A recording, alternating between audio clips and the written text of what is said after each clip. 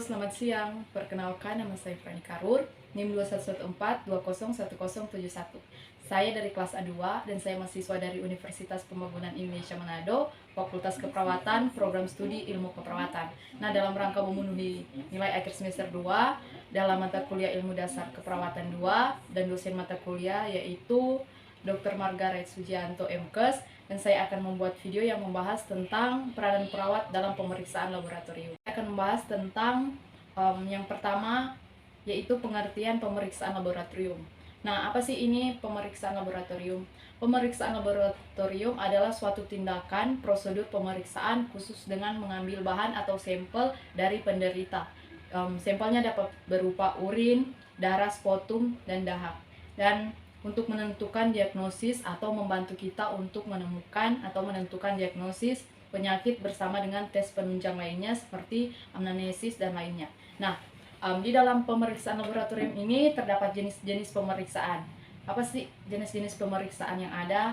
Yang pertama itu ada pemeriksaan mikrobiologi. Nah, untuk mikrobiologi ini yaitu untuk kita mengamati air seni, darah, dahak, peralatan medis, begitupun jaringan yang mungkin terinfeksi. Spesimen tadi dikultur untuk memeriksa mikroba patogen.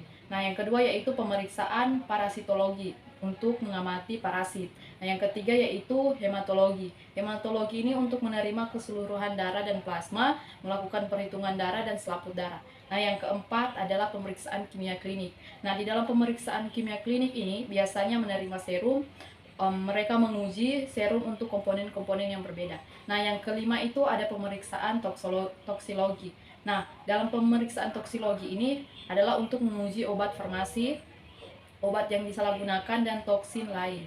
Nah, yang keempat yaitu yang keenam itu pemeriksaan imunologi. Nah, pemeriksaan imunologi ini yaitu untuk menguji antibodi. Nah, yang ketujuh pemeriksaan serologi. Nah, pemeriksaan serologi yaitu untuk menerima sampel serum untuk mencari bukti penyakit seperti contohnya penyakit hepatitis atau penyakit HIV. Nah, yang ke-8 ada pemeriksaan urinalisis yaitu untuk menguji air seni untuk sejumlah analit. Yang ke-9 ada pemeriksaan patologi.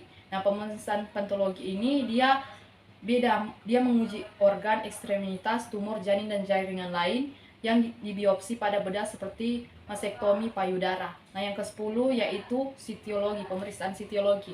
Nah, pemeriksaan sitiologi ini menguji usapan sel seperti dari mulut rahim untuk membuktikan kanker dan lain-lain.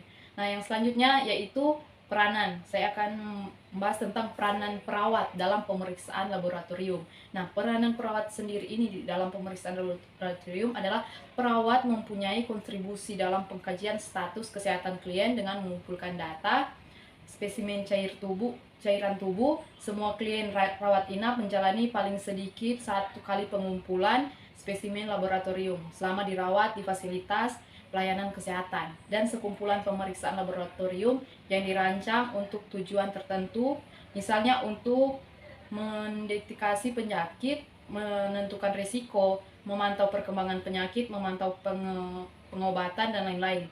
Mengetahui adanya penyakit, mengetahui ada tidaknya kelainan atau penyakit yang banyak dijumpai dan potensial membahayakan. Pemeriksaan yang juga merupakan prosedur general medical check-up atau GMC.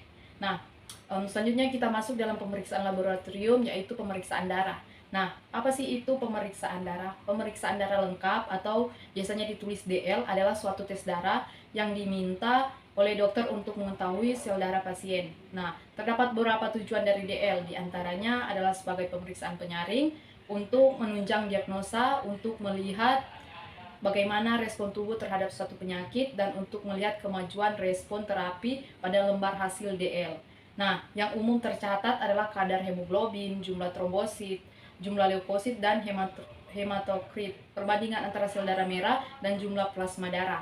Kadang juga dicantumkan yaitu LED atau laju endap darah, dan hitung jenis leukosit dan jenis pemeriksaan darah. Di dalam pemeriksaan darah ini terdapat jenis-jenis pemeriksaannya yaitu pemeriksaan diabetes, glukosa darah, fal hati, lemak, fal ginjal, dan pemeriksaan darah lengkap. Nah, yang selanjutnya adalah peranan perawat dalam pemeriksaan darah. Nah, peran perawat dalam pemeriksaan darah yaitu membantu untuk menunjang pengambilan darah pada pasien. seperti persiapan alat, persiapan pasien, angka kerja, dan dokumentasi. Setelah itu sampel darah akan diberikan kepada bagian medis yang ahli seperti analis. Nah, yang selanjutnya setelah pemeriksaan darah ada pemeriksaan ronsen.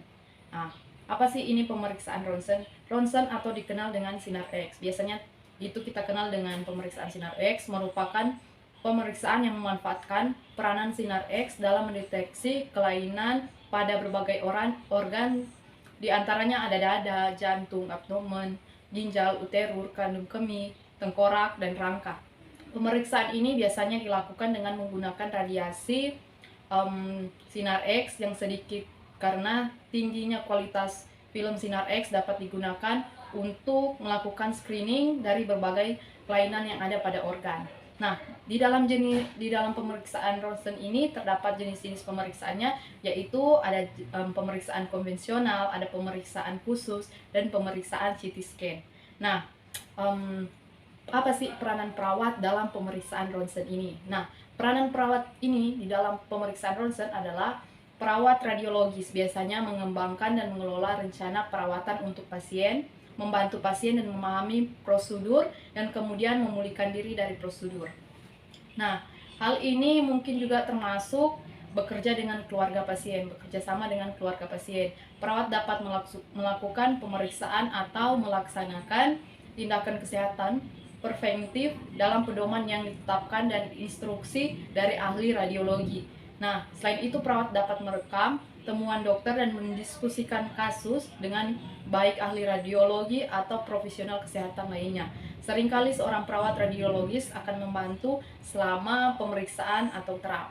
Nah, baiklah, saya sudah membahas tentang peranan perawat dalam pemeriksaan laboratorium. Semoga yang saya bahas ini bisa bermanfaat bagi teman-teman semua, dan saya memohon maaf bila ada kesalahan kata.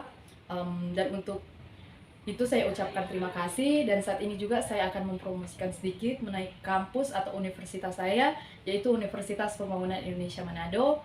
Dan saat ini juga kami Universitas Pembangunan Indonesia Manado membuka pendaftaran bagi siswa yang baru lulus di tahun ajaran 2021-2022.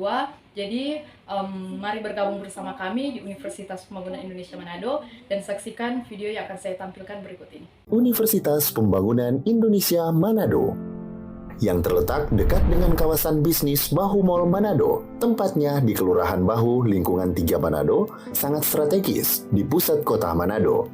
Dibangun di atas lahan seluas 2,5 hektar, Universitas Pembangunan Indonesia Manado berdiri megah dengan ruangan 7 lantai, terdiri dari ruangan kelas, ruangan kantor, perpustakaan, laboratorium komputer, laboratorium keperawatan, pengadilan semu, dan laboratorium bahasa, kantin, serta rooftop di lantai atas.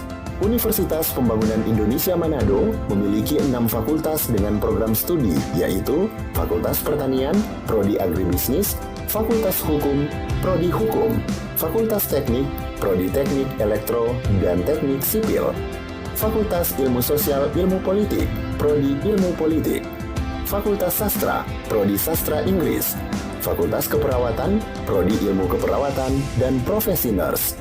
Didukung oleh sumber daya manusia yang berkompeten dan tersertifikasi, Universitas Pembangunan Indonesia Manado memiliki dosen dan tenaga kependidikan dengan latar belakang S2 dan S3 lulusan dalam dan luar negeri.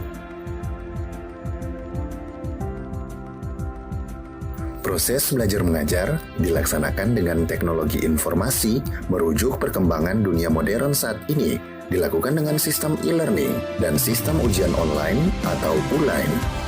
Hasil tracer student Universitas Pembangunan Indonesia Manado dan fakultas menyebutkan lulusan UNPI sudah tersebar di dalam dan luar negeri.